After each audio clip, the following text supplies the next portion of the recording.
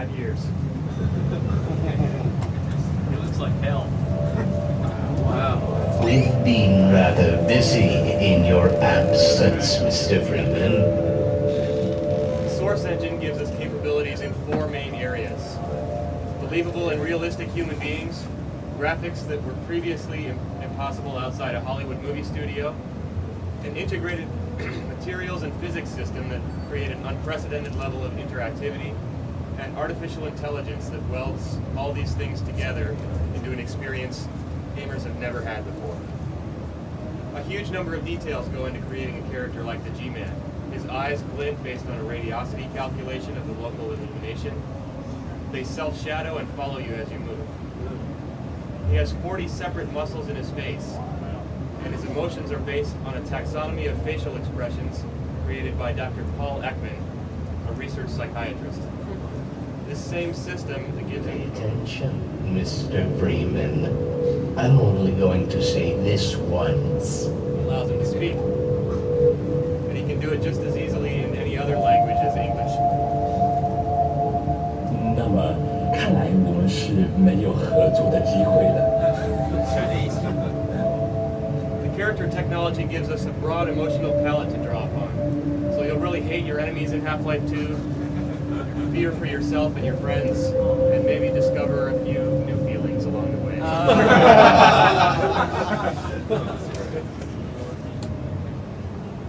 So with characters who react emotionally and are so expressive, we need a world that's similarly flexible and interactive. The world of Half-Life 2 is very dynamic. Any surface can have its displacement map altered dynamically along with its collision hull. The world is also built out of materials.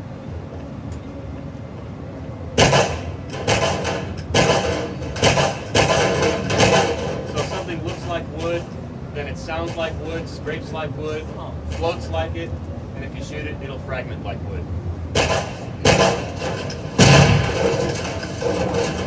Materials in the physics system interact with each other, so a set of steel drums floating will behave exactly how you expect.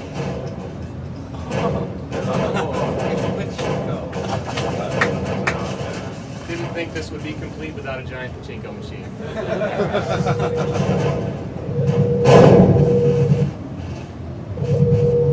You can have constraint-based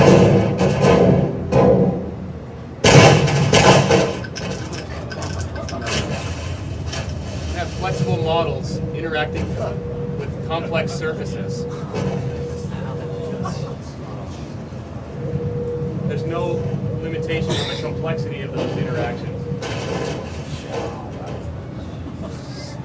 So it's this level of believable and consistent interactivity that opens the door to a wide variety of new gameplay mechanics. Now this will run on my 486.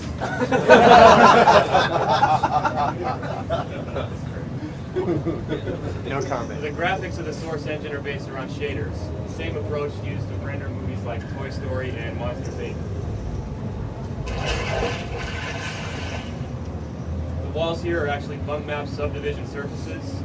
If you look closely at the water, you can see it refracts merged objects and properly incorporates a Fresnel term to modulate the surface reflectivity.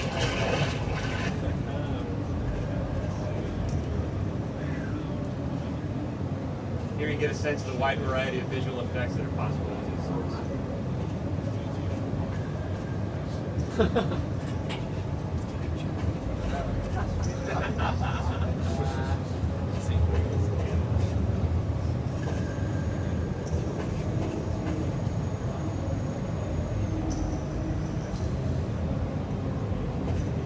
There aren't any arbitrary restrictions in the source on how you can use these effects.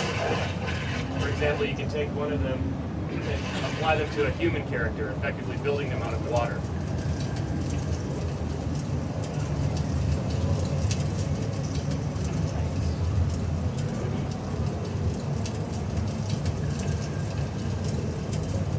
The source also gives us complete control over the outputs and inputs of the system, which we can use in some surprising ways.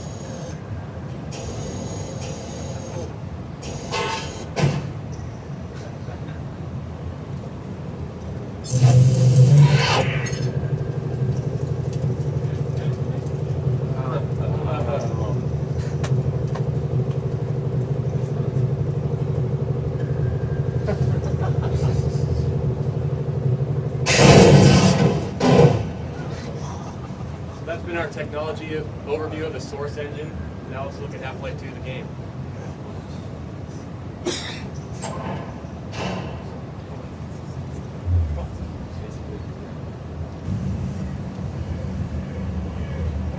Here's the stuff you won't get on your 486. Does that mean I have to upgrade? Might be time. My spreadsheet ran so well.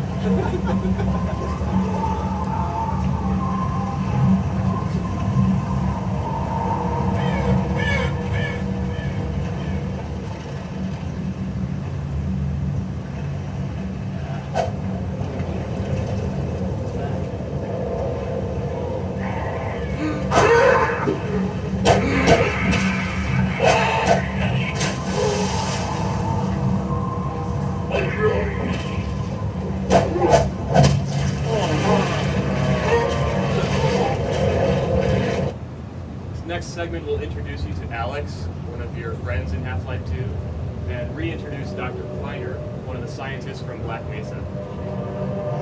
Gordon? Gordon, snap out of it. You're staring at me again. Warming up nicely. Are you sure you don't want me to swap out the polarizer? That's not necessary. Just checking for potential modular interference in the interstices. Conditions could hardly be more ideal. I hope so. I'm sorry, Gordon. I can't help thinking that this isn't going to work.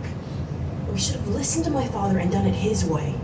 It's just, this is the first time I've had any hope of really striking back at the Combine. And now we're sitting ducks unless we can get this thing running. Come on, Dr. Kleiner, is it going to work or not? No, there's nothing to be nervous about. Let's see. Massless field flux should self-limit, and I've clamped the manifold parameters to base, LG orbital. Oh, do be careful. We should just cut our losses. Listen. Scanners. That's it. We gotta get moving. Here, Gordon. Take this. Let's get out of here. This It's too late. Run! Oh,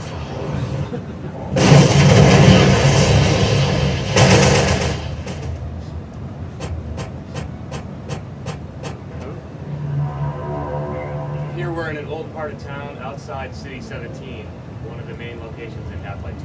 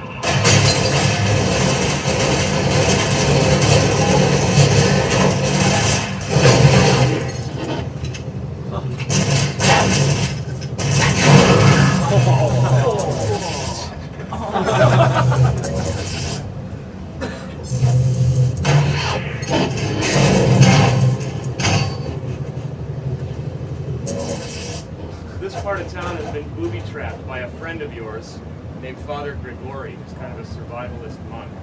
He's left traps all over the place for you to make use of.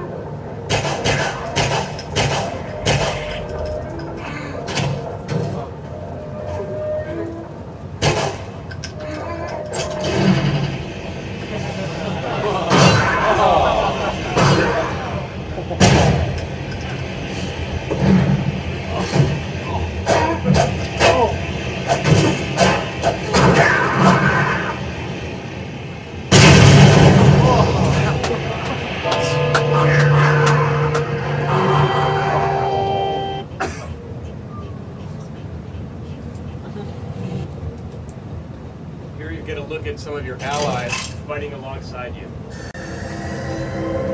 Remember when we thought Black Mesa was as bad as it could get?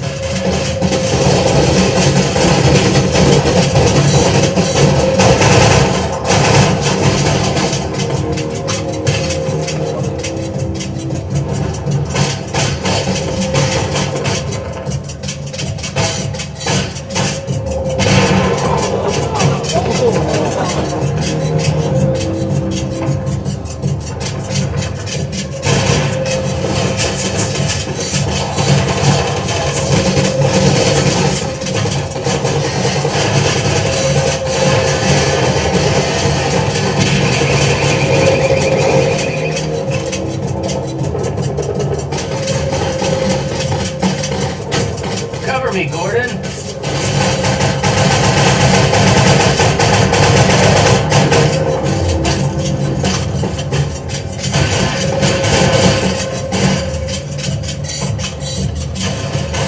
want to emphasize that these are not scripted sequences. The AI is determining when your allies choose to advance and how to best help you out in combat.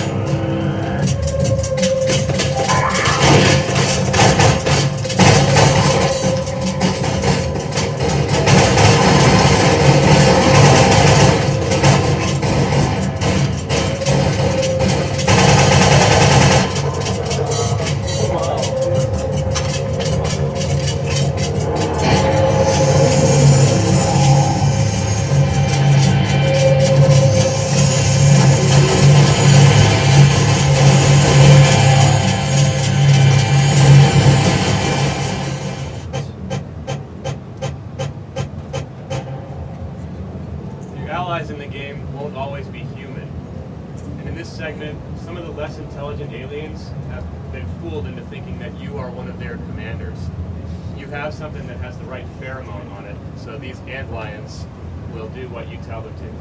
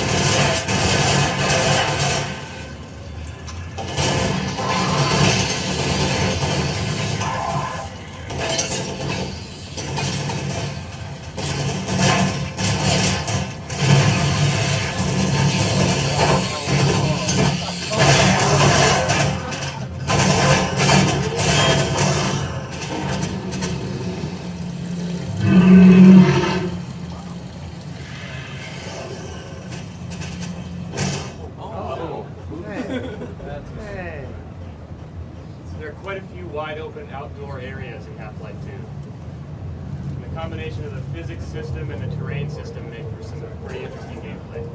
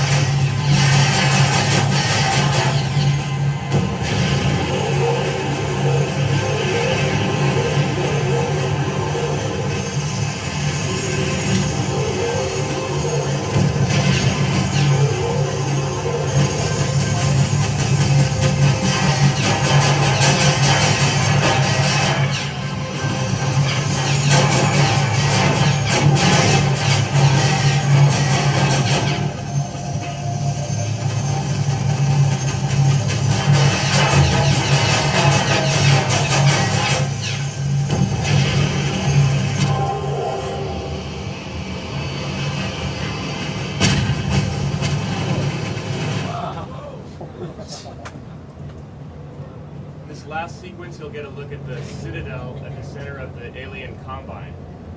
The Combine is a fortress which is slowly eating its way through the rest of City 17.